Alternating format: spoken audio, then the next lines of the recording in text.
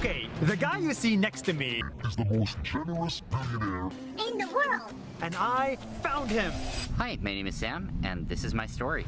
Sam has crazy hair. Sam is vegan. Sam sleeps 5 hours a night. Sam lives in the Bahamas with 10 roommates. Sam is 29 years old only, but Sam has $22 billion. $22 billion that he stole from unexpected retail lenders of FTX like you and I.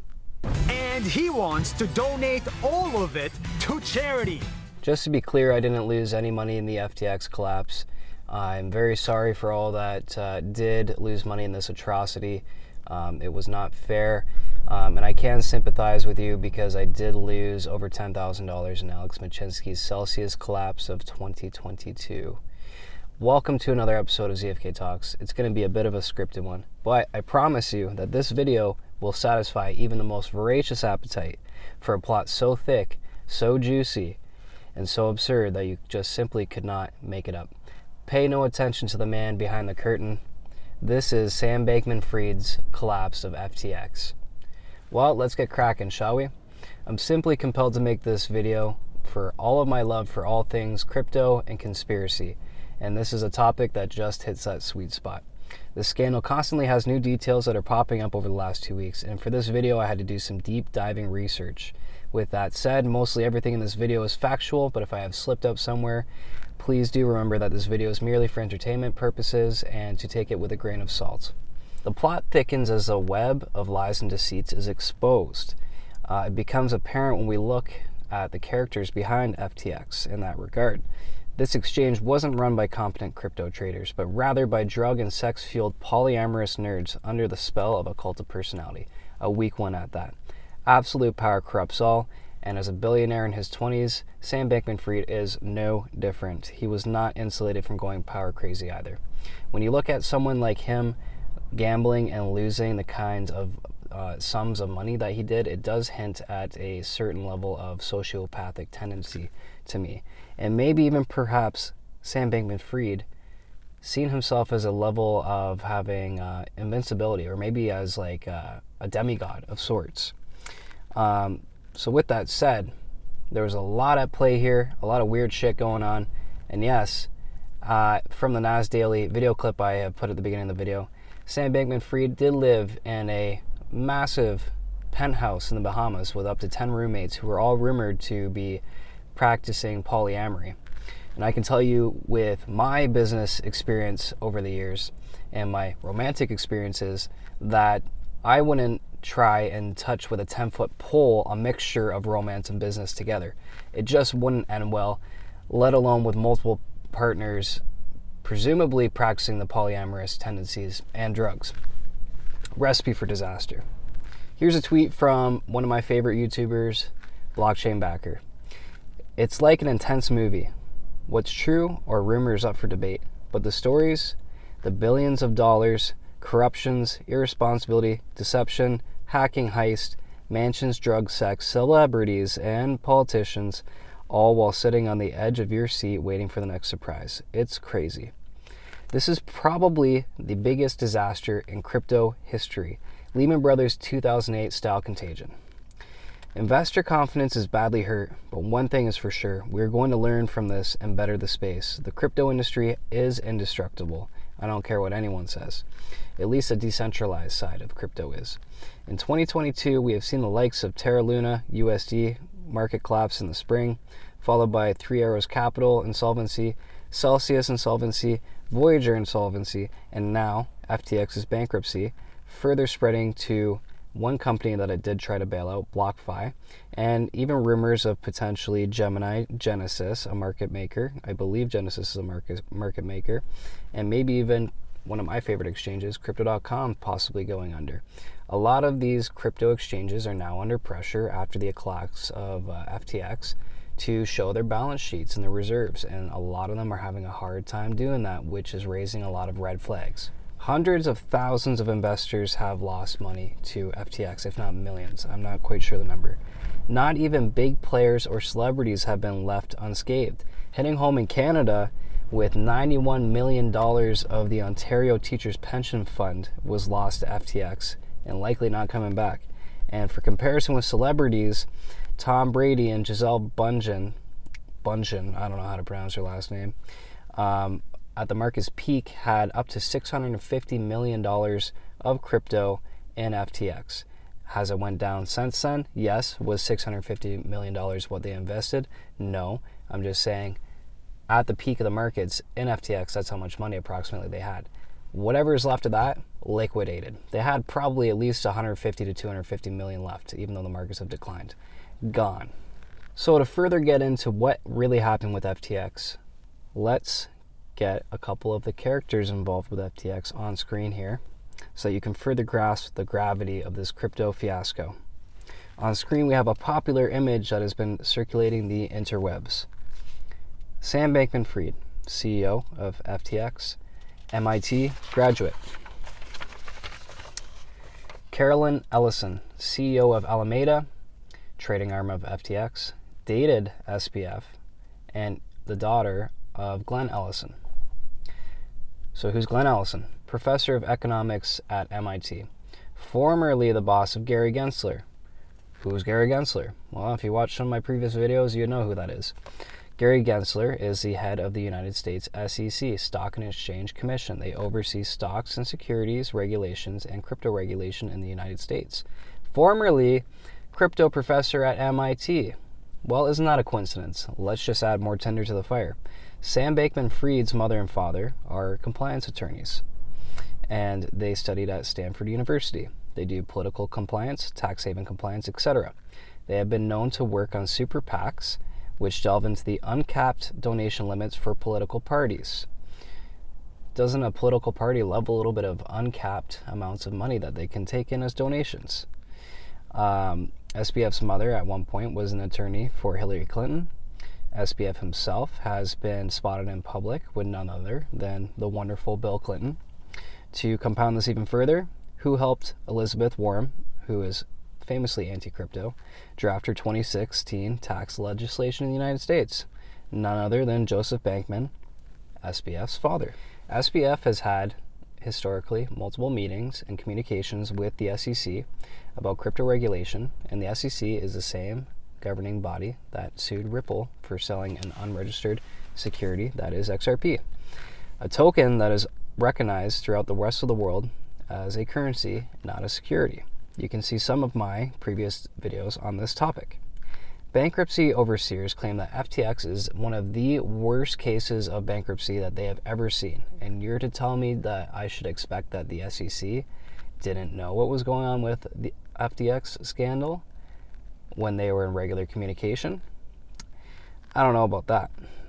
Was Gary Gensler using SBF as a fall guy for an agenda, or simply overlooking his criminal activity to help push an agenda by SBF's eventual downfall?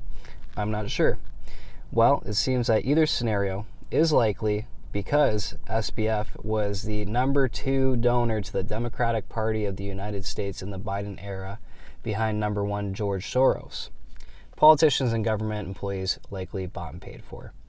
And they were probably well aware of the trouble unraveling at FTX as it was happening, and just simply ignoring it for their own cause. Let's bring it back to Caroline Ellison. She was the CEO appointed to Alameda, a subsidiary company of FTX, by SBF. And you can tell me with this clip whether or not she looks like someone that you would trust your funds with.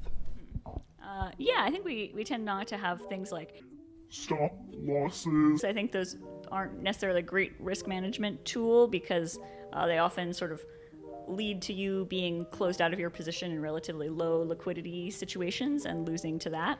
What has been your worst trade? Like the worst situation that you have ever had that you lost a ton of money? Yeah, over time you have to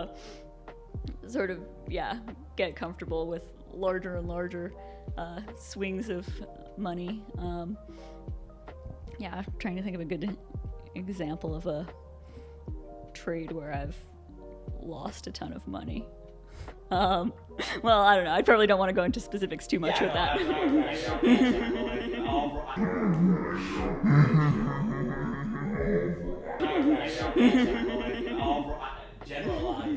So you'll have to excuse me, we're going to get a little bit head front into the paper here. This is where a lot of research came into place, as I wasn't really that familiar with FTX before it went under. So how did the collapse happen? FTX came about in 2019 and grew faster than any other exchange ever has. From the outside, it seemed legitimate, like a safe and cozy place to store your funds. Celebrity endorsements, Super Bowl ads, and all, but it turns out FTX was anything but legitimate. Many exchanges have native tokens for their own platforms that have benefits for use and loyalty. FTX was no different with their own FTT native token.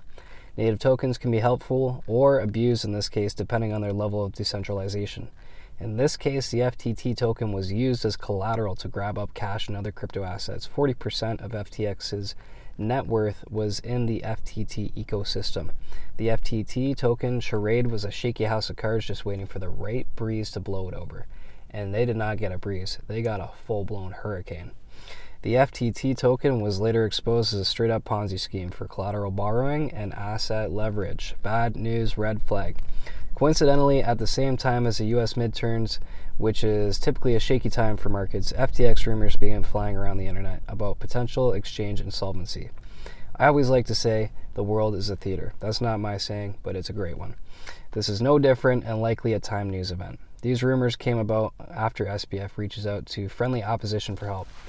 CZ, CEO of Binance, world's largest exchange. Rumor has it that SBF reached out to other crypto conglomerates such as Ripple for help. CZ of Binance had a large investment in the FTT token ecosystem. Once CZ smelt the bullshit of this FTX scam and sensed imminent collapse, he blew the lid off the can entirely, which triggered a bank run on the FTX exchange. Withdrawals were halted, and SBF came to Twitter to blame CZ for stirring up rumors to destroy his business, playing the victim, to ensure that lenders would think that everything is A-OK with FTX. Within a very short time period of about a day, maybe two, FTX comes out and announces Chapter 11 bankruptcy, and customers who did not get their funds out in time were shit out of luck.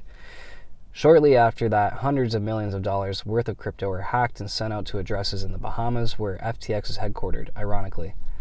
SBF is later arrested by authorities in the Bahamas, but they're unable to charge him due to the fact that he hadn't committed any crimes under Bahamas jurisdiction, nor can they extradite SBF to the United States because apparently Bahamas is a extradition protected country. You'll have to double check me on that, but I'm fairly certain that's what I heard.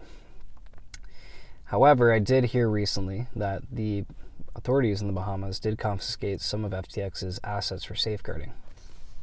FTX is very likely guilty of the following. I like to speak usually in terms of innocent until proven guilty, even though it looks pretty bad. They're likely guilty of creating a native token Ponzi scheme for the purpose of collateral lending and asset leverage, an asset that is created out of thin air to extract more wealth from real-world markets. When investors learned of FTX's insolvency, they ran to the exchange for their money, and they were met with an awful surprise. Cue Dumb and Dumber. Listen, Mr. Samsonite, about the briefcase, my friend Harry and I have every intention of fully reimbursing you. Open it up! Go ahead. Open it up. Do what he says. Harry.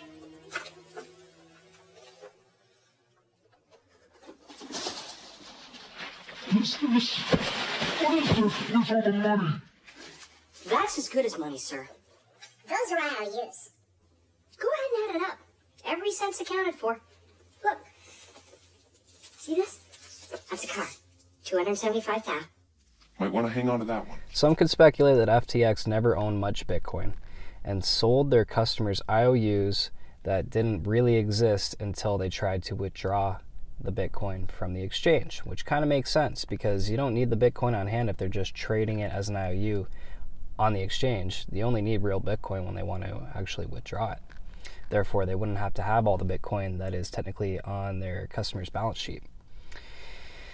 The bankruptcy statement says that FTX had $1.4 billion in BTC liabilities, but there was none left on the balance sheet after filing the bankruptcy. FTX was likely embezzling customer funds with a backdoor protocol, a secret one at that, of course, which allowed funds from FTX to move over to the trading arm of Alameda under Caroline Ellison's control, who is rumored to be one of SBF's sexual partners. Another thing they are probably guilty of: potential predatory practices to competitors in the space that could be backtracked to FTX. It is not unlikely that FTX's hostile actions could have been involved in the spring 2022 Terra Luna crash and the following USDT unpeg, which was very, very bad for the market, further affecting an already over-leveraged Celsius, Voyager, Three Arrows Capital, and more shortly after, completely disrupting the market. It is possible that no one at FTX understood the gravity of their actions and took themselves out in the process. After all, how could a think tank of 20-something-year-old tech nerds, completely out of touch and sheltered within a multi-million-dollar penthouse in the Bahamas, make good, unemotional trading decisions? They can't. Not if they were using drugs, practicing polyamory, and living under the cult of personality that is SBF, a weak one albeit. There's no way that any of those factors wouldn't have come into the mismanagement of a mega company like FTX. Some estimates and reports say as much as $12 billion in customer assets may have been stolen. At the end of FTX's run, the exchange had less than $1 million in liquid assets, when on their balance sheet they were claiming they had $900 million in liquid assets available at any time. The FTX aftermath. It seems since the dust has settled, more details emerge. Everyone in the mainstream media wants to talk about FTX, but no one actually wants to dig down to the bottom of the iceberg. Everyone wants to just play around with the surface level information. Left bias media likes to write puff pieces about how SBF and Caroline Ellison did their best and they should be deserving of a second chance. Right-wing media slanders SBF, as they should, but they still aren't brave enough to ask the real cold, hard questions about why this happened and dig further down the rabbit hole. Maybe that's because all media is owned by the same conglomerates. Seems accurate to me. In recent news, New York Federal Reserve and other banking giants pilot a 12-week digital dollar, the same week as the US midterms and the FTX collapse. MasterCard, Wells Fargo, Citibank, and others are supposedly included. Even more recently, Joe Biden, President of the United States, is now demanding for stricter crypto regulation, a proper framework of rules in the aftermath of the FTX collapse. Up until now, we've had a very, very unclear regulatory framework, as clear as they want to say it is. That is the United States I'm referring to, which obviously what happens in the States has effects around the globe in the crypto market. They like to practice selective enforcement, which we've seen with the SEC versus Ripple case. And really, the selective enforcement really doesn't do anything for the investors. It just hurts us. And it hinders innovation for crypto companies and developers within the United States. Joe Biden calling for regulation is just another example of deep state puppeteering. I have a pretty well good sense that there's probably a 0% chance that Joe Biden, at his age, really has any understanding, grasp, or interest in the crypto industry. This is just his masters unleashing him onto the market so that we can make more crypto regulations. One of the most interesting rumors of this whole collapse, which I obviously cannot confirm personally, I don't even think that I fully believe it could be possible, but I seriously would not be surprised, and it would be a hell of a juicy turn in this plot. But there is rumors that FTX could have been used as a money laundering instrument for the Democratic Party of the United States through Ukraine.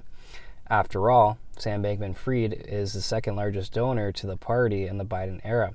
Ukraine has actually been known to use FTX as a crypto to fiat off-ramp to accept crypto donations for the war effort and convert them into dollars or euros. That does not necessarily mean they were laundering money with it, but they were involved to some extent, and that's very, very interesting. We may never know whether or not that rumor is true. So, with that said, lots of juiciness here. It's time to reach the peak of conspiracy at the end of this video. The real tinfoil hat shit. My favorite.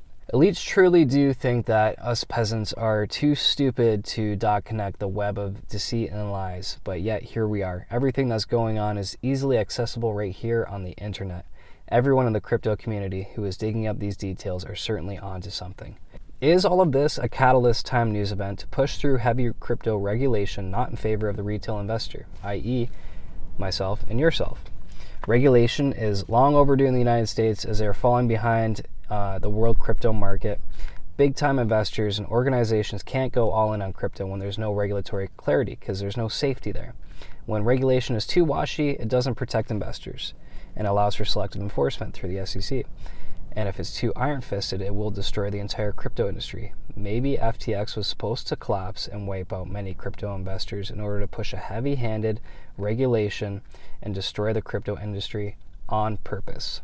For us peasants, at least, the crypto industry would still exist for the aristocrats. Was this collapse orchestrated as a way to break down the crypto industry, break down the average person's confidence in the space so that they can rebuild it back better in a way that supports the Western banking system cartel, in a way that would allow them to have further control over it? After all, true decentralized crypto is a threat to the US dollar reserve currency. FTX showed up out of seemingly nowhere and swelled to the second largest exchange in the world, far too quick for it to make any sense. Was Sam Bankman-Fried selected by elitists to push an agenda? Or is the SEC complicit in overlooking their criminal actions at FTX to push regulations in a way that favors them? Sounds like a regulatory monopoly to me. If it quacks like a duck, if it moves like a duck, if it walks like a duck, it's probably a duck. Regulatory monopoly in favor of Western banking cartels.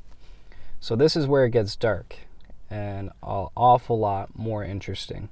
I've talked about this in my previous videos because I believe it's a future that is likely after my 3 years of crypto experience and what I've seen in the market and the research that I've done.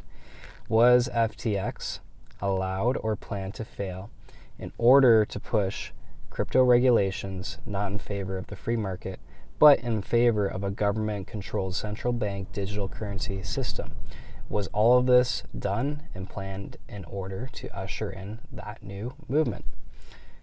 They will regulate and create other events to make society beg for the CBDC, central bank digital currency, i.e.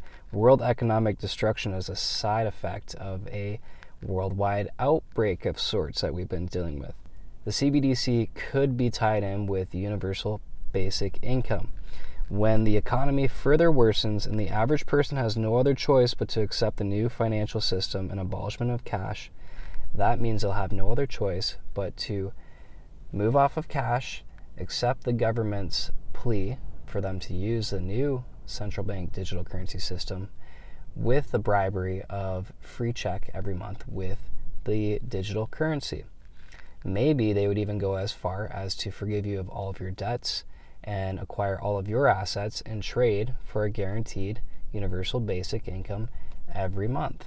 Bear in mind, the CBDC would be government created. It wouldn't be on a public ledger where everyone can see transactions. It would just have a backdoor for the government and regulators to see inside of the currency and look at the ledger and see where all the transactions go. So here are some of the terrifying features that would probably be featured in a United States central bank digital currency. A social credit system that grades whether or not you're a good person or not, depending on your actions in person and online. And these can be factors that are integrated into how your personal CBDC functions. So, limits on purchases and a max amount a wallet can hold of the government-issued currency. Carbon footprint limitations on purchases, i.e. limits on the amount of red meat you could purchase in a week. Maybe they will have spending of the CBDC at government-approved vendors only.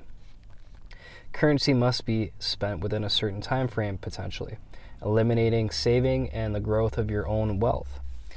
Feds could see every single purchase you make and ensure taxes are paid in full, even if that means manually removing it from your account if you don't voluntarily turn the taxes over with the CBDC. You see, a world without cash or private trade is an Orwellian nightmare. A CBDC applied with UBI may at first entice citizens with more freedom, but it will be abused to push a heavier and more tyrannical agenda over time. Over time, average citizens' ambitions are lost as they become more broke and are more likely to comply with the government's CBDC program. This could be the beginning of a two-tiered system of 0.01% aristocrats and the 99.99% peasants, i.e. you and I. How many times am I going to relate it back to you and I? This is why these topics are important to talk about. The last few years of overbearing government mandates have been a test of our compliance, and 90% of the population failed to see through the smoke and mirrors. The elites know that they can further push the envelope in the future, and they will. We give an inch, they'll take a mile, okay? That's what we've seen over and over again. We're losing more and more of our rights and freedoms every day, and it's pretty scary. So that's how I tie in this whole Sam Bankman-Fried FTX collapse with what I believe to be a potentially dark path that we could be heading down. Do I want to be pessimistic? No, but I think that coming here onto this space and trying to educate those that are willing to listen to what could be ahead of us is very important, because once we lose some of these key freedoms, then the odds of us getting them back without putting up a real fight are very, very low. With that said, that's the man behind the curtain. That's the wizard of FTX. Hi, my name is Sam. And I'm sure that down the line, we will learn more about whether or not I'm right or wrong about these claims I've just made, and we'll learn more about who Sam Bankman-Fried really is. On a much more optimistic note, I hope I'm wrong about all of that, but what I've seen over the last few years makes me always question what happens before my eyes. For now, this just seems to be crypto industry-wide growing pains. We will see progress in the future, and pioneers in any new sector are bound to see failures of epic proportions like we have seen in the last 2 weeks. If anything, people will likely resort to more decentralized finance over centralized exchange finance. I even personally, actually, because of this whole FTX contagion event, have now removed almost every dollar of crypto that I had on exchanges. I always had most of my crypto on cold storage, but I still had lots of like random speculative tokens that I had on exchanges because it was just easier that way. And this was a catalyst for me to make that leap and that change and actually follow my own advice and private custody almost all of my crypto. The entirety of the crypto market is vastly bigger than FTX and has potential to be bigger than any other market out there if given enough time. We're coming for all the money. This will not be the end of crypto, mark my words. Just rather a catalyst of change in the history of crypto. Always remember, not your keys, not your crypto. Always question the media and authority. Do your own research and make your own conclusions. Thanks for sticking it out with me for another impossibly long episode of ZFK Talks, and we'll catch you on the next one. Peace out. Like I was saying, it's FTX. It's a safe and easy way to get into crypto. Yeah, I don't think so. And I'm never wrong about this stuff. Never. Oh yes, as it turns out, Larry was right all along.